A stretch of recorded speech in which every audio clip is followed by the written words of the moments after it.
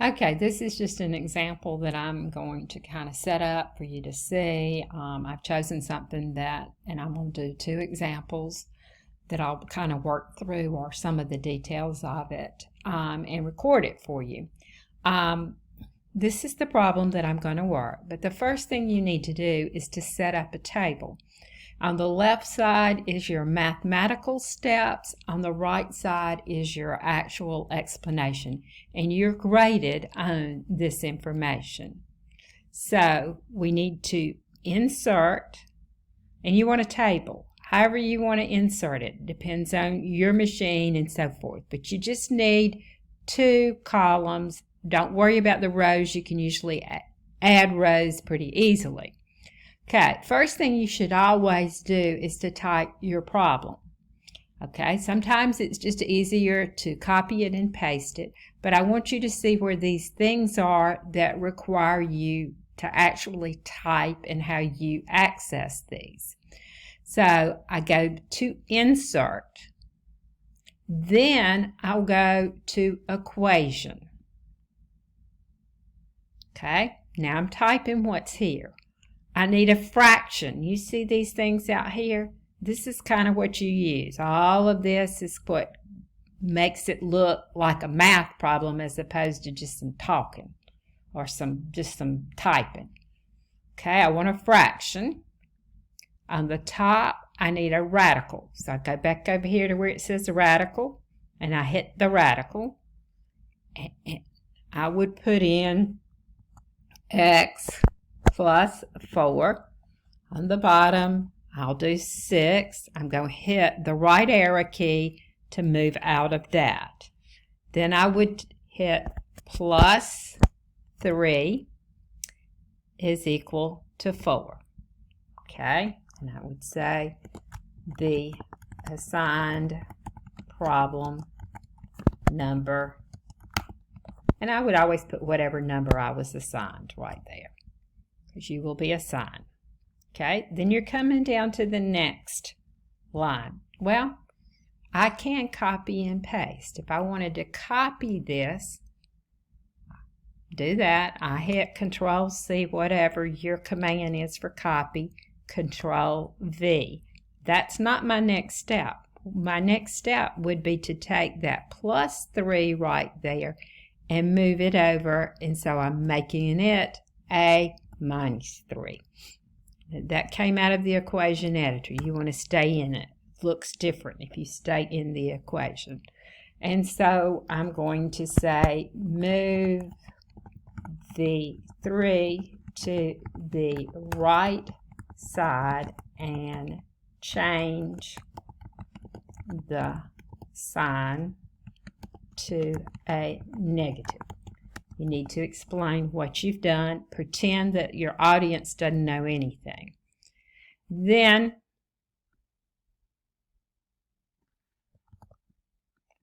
you may not need quite as much detail as I would put in here. It's just much easier to copy and paste.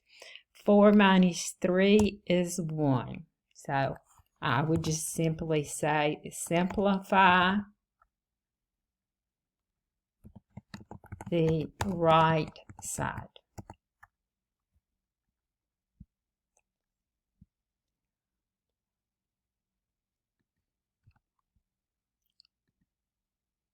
Okay, I need another row. I'm going to come out to the very end out here.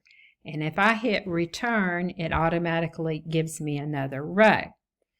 Okay, we would probably say we would cross multiply here. So I'm going to insert equation. I need the radical, and I'm going to put in the x plus 4.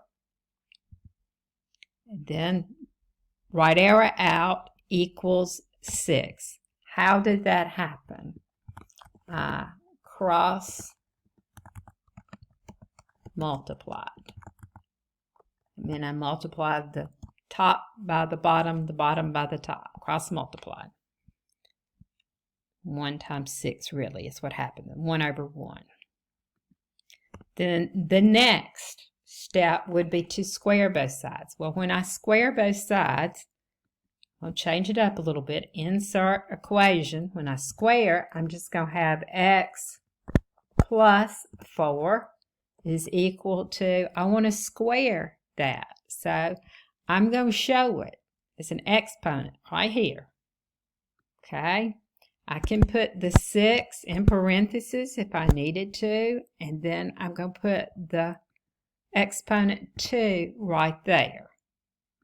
What did I do? I squared both sides. My next step, then, just so to get it going, I'm going to copy it. Just that first part, paste it, equals what's 6 squared? 36. So what did I do? I simplified the right side. Okay, return again, so you get another one. We can just go insert equation. We would get x is equal to 36 minus 4. Okay, what did I do? I moved the 4 to the right side by changing the sign. Okay, then I could have x, but I want an equation, so it looks right. So insert equation, x is equal to 32. So I simplified the right side to find the final answer. Okay, and that's my answer.